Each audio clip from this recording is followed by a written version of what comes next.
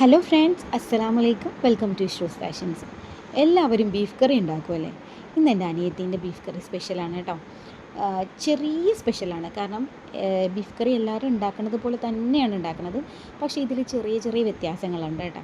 നല്ലോണം കറിവേപ്പില ഇടും, അതുപോലെ മല്ലിച്ചീര ഇടും. അപ്പോൾ ഇതൊക്കെ നോർമലായിട്ട് ചെയ്യണതാണെന്ന് വിചാരിക്കുമല്ലേ? പക്ഷേ ഇതിൻ്റെ ഹൈലൈറ്റ് എന്ന് പറഞ്ഞു കഴിഞ്ഞാൽ നമ്മുടെ നോർമലി സവാളയും കുറച്ച് ഉള്ളിയും കൂടെ ഇടും കേട്ടോ. ഉള്ളിയൊക്കെ ഇട്ട് ബാക്കി മസാല എടുക്കുന്ന സമയത്ത് പ്രത്യേകം ചീനച്ചട്ടിയിൽ എണ്ണ ഒഴിച്ച് നമ്മുടെ മല്ലിപ്പൊടിയും മുളക് പൊടിയും നന്നായിട്ട് വറുത്തെടുക്കും. ആ ഒരു പച്ച ചൊവ്വയുണ്ടല്ലോ, അതൊന്ന് മാറിക്കിട്ടെ. ബാക്കി എന്നിട്ട് മഞ്ഞൾപ്പൊടിയും ഗരം മസാലപ്പൊടിയും കുരുമുളകൊക്കെ നമ്മുടെ ആ മസാലക്കൂട്ടത്തിലിട്ട് ഇത് നന്നായിട്ട് വഴറ്റിയെടുത്തിട്ട് നമ്മുടെ ഇതിൽ അധികം വെള്ളം ഒഴിക്കാറില്ല കേട്ടോ. അനിയത്തിയുടെ കറിക്ക് വെള്ളം ഉണ്ടാവില്ല. കാരണം പറയും, നമ്മൾ ബീഫ് വേവിക്കുമ്പോഴുള്ള വെള്ളം ഉണ്ടല്ലോ, അത് നോർമലി ബീഫിൽ എന്തായാലും ബീഫിൽ നിന്ന് വെള്ളം ഇറങ്ങി വരും.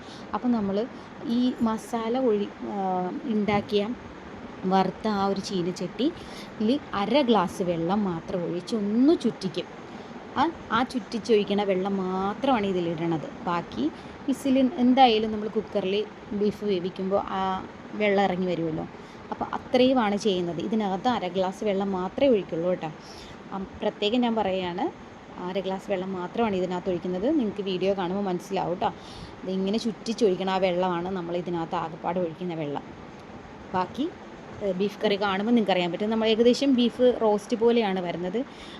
പിന്നെയെന്ന് വെച്ച് കഴിഞ്ഞാൽ ഇതിൽ നമ്മൾ വേറൊരു സാധനം കൂടി ഇടുന്നുണ്ട് കേട്ടോ, നമ്മുടെ കിഴങ്ങ്. ഇത് ബീഫ് വെന്തതിന് ശേഷം 2 വിസിൽ പിന്നെയും ഒന്നുകൂടെ അടുപ്പിക്കും. ബീഫ് കറി ആയതിന് ശേഷമാണ് നമ്മൾ കിഴങ്ങും കൂടെ ഇട്ടിട്ട് 2 വിസിലും കൂടെ അടുപ്പിക്കും. അപ്പോൾ കുറച്ച് നേരം കഴിഞ്ഞ് ആവിയൊക്കെ പോയി കഴിയുമ്പോൾ നല്ല സൂപ്പർ ടേസ്റ്റാണ് കേട്ടോ ഈ ബീഫ് കറി. ഞാൻ തമാശ പറയുന്നില്ല, നിങ്ങളൊന്ന് ട്രൈ ചെയ്ത് നോക്കണം കേട്ടോ. അപ്പോൾ ഇൻഷാ അല്ലാഹ് ഈ വീഡിയോ ഇഷ്ടമായെങ്കിൽ ഒന്ന് ലൈക്ക് ചെയ്യണം, ഷെയർ ചെയ്യണം, കമൻറ്റ് ചെയ്യണം. നിങ്ങൾ ഇങ്ങനെയും കൂടെ ഒന്ന് ട്രൈ ചെയ്യണം കേട്ടോ. പിന്നെ സബ്സ്ക്രൈബ് ചെയ്യാൻ മറക്കല്ലേ. അപ്പോൾ താങ്ക് യു.